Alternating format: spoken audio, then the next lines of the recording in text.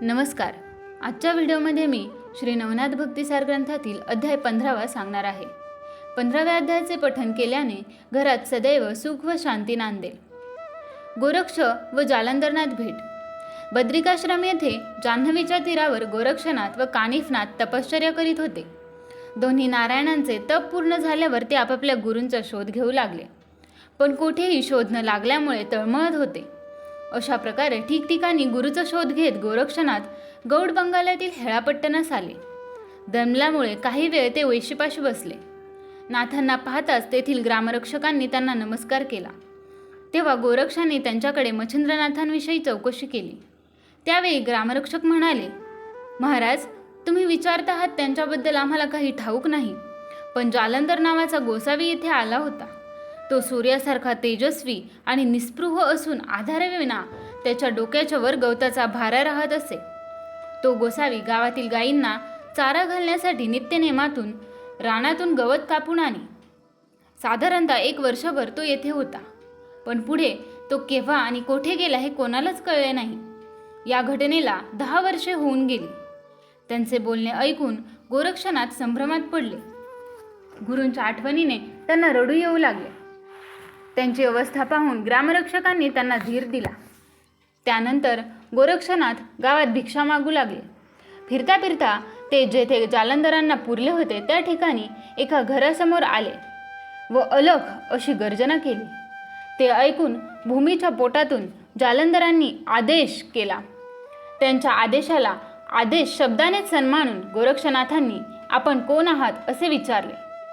तेव्हा मला जालंधरनाथ म्हणतात असे आतून उत्तर आले व तसेच त्यांनी तुझे नाव काय व तुझा गुरु कोण असे विचारले.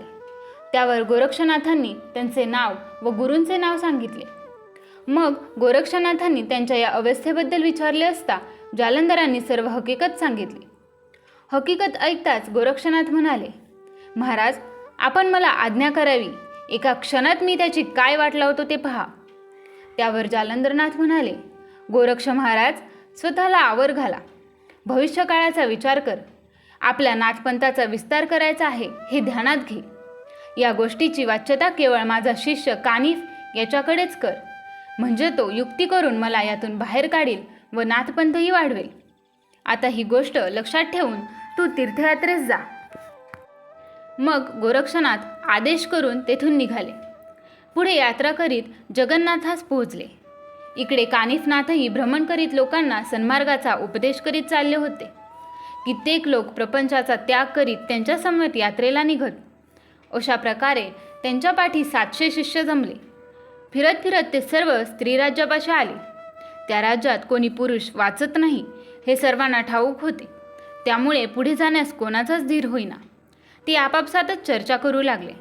त्यांचा मनसुबा लक्षात घेऊन स्पर्शास्त्राचा मंत्र म्हणून विभूती 3 दिशांकडे फेकली आणि स्त्रीराज्याचा मार्ग मोकळा ठेवून बाकीच्या सर्व दिशा भारून टाकल्या.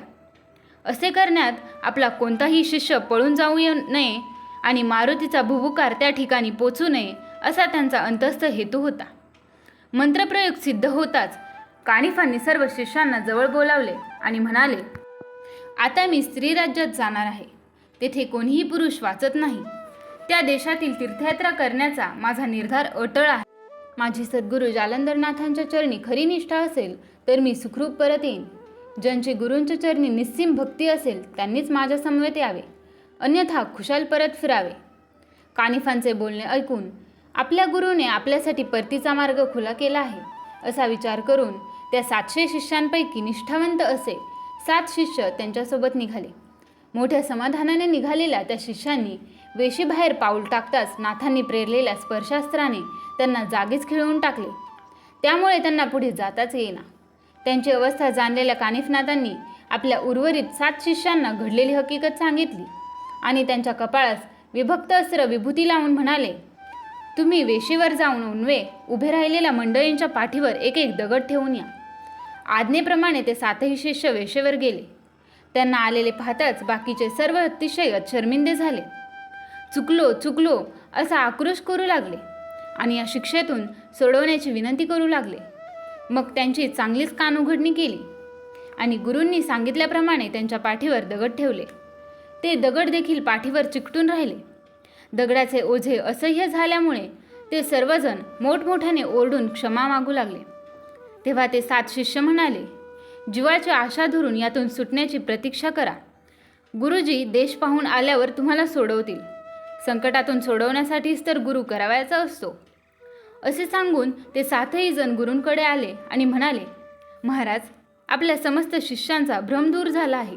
मुक्ततेसाठी ते टाहो फोडत आहेत. आपण दयावंत आहात, प्रेम, वात्सल्य आणि शांतीचे महासागर आहात. त्यांना क्षमा करा.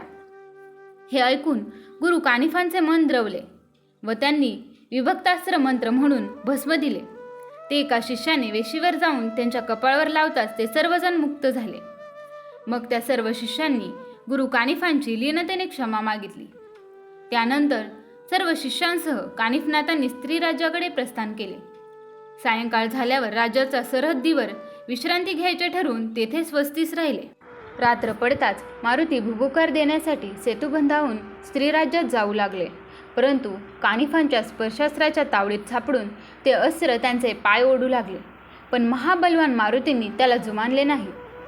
अस्त्राच्या कार्यप्रभावावरून या परिसरात कोणीतरी महान प्रतापी वीर आला आहे हे त्यांना समजले. शोध घेत असताना त्यांना नाथपंथी लोक दिसले.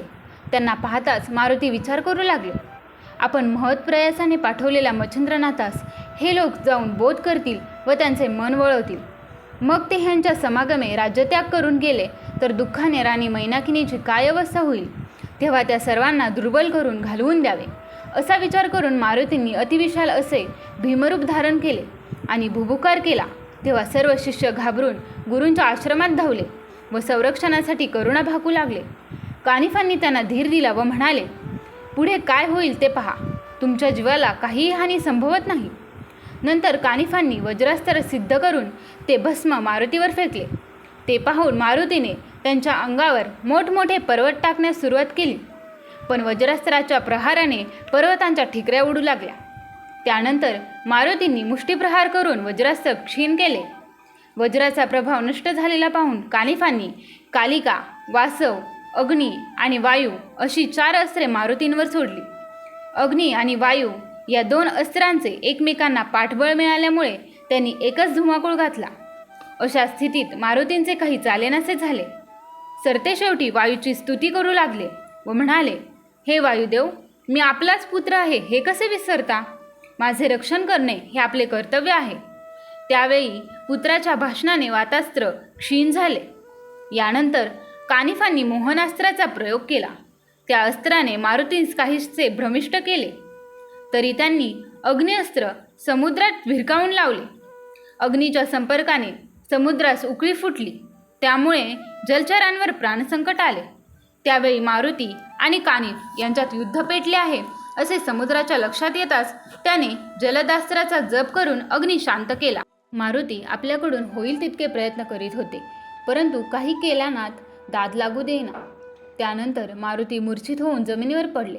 आपला पुत्र मूर्छित पडलेला पाहून वायुदेव मारुतींजवळ आले. इतक्यात मारुती सावध होऊन पुन्हा युद्ध करण्याच्या बेतात आहे हे पाहून वायूने त्याचा हात धरून थांबवले व म्हणाले, पुत्रा, हे नाथसाधू मोठे प्रतापवंत आहेत. पूर्वी मच्छिंद्रनाथांनी तुझी काय दुर्दशा केली होती याची आठवण कर. यास्तव यांच्याशी सख्य करून तुझे कार्य साधून घे. वायूच्या या विचारांस समुद्रानेही अनुमती दर्शवली. त्यानंतर मारुतीस घेऊन ते दोघेही कानिफांजवळ गेले. कानिफांनी त्यांचे स्वागत करून आदराने नमस्कार केला आणि मारुतींना युद्ध थांबवण्याचे कारण विचारले. तेव्हा मारुती म्हणाले, मी मोठ्या परिश्रमाने मच्छिंद्रांना स्त्रीराज्यात पाठवले आहे. हे सर्व जती त्यांचेच जातीबांधव असल्यामुळे युक्तीने त्यास बोध करून आपल्या समेत घेऊन जातील. त्यामुळे तसं काही घडू नये म्हणून मी युद्धाची खटपट केली. मच्छिंद्रनाथांचे मन हे वळवणार नाहीत असे यांनी वचन दिले तरच यांना स्त्रीराज्यात प्रवेश करता येईल.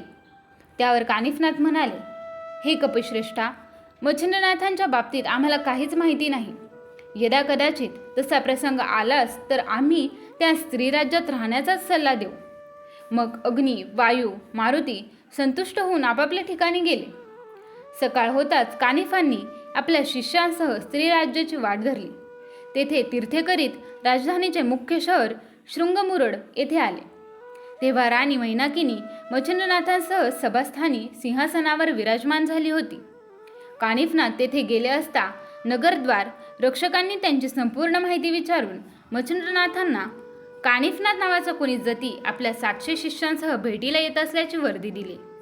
ते ऐकून गोरक्षनाथ आपले नाव बदलून मला न्यावयास आला असावा असे वाटून त्यांना फार वाईट वाटले. आता आपण विषयविलासाच्या अनुपम सुखास अंतरणार हा विचार त्यांच्या मनात फिरू लागला. विचार करून त्यांचे मस्तक उठले. तरीसुद्धा आपल्या सदाचारी शिष्याची भेट घेतलीच पाहिजे, पण त्यांना येथे न आणता बाहेरच्या बाहेर गावात न्यावे असा विचार करून मच्छिंद्रनाथ पालखीत बसून त्यांना सामोरे गेले.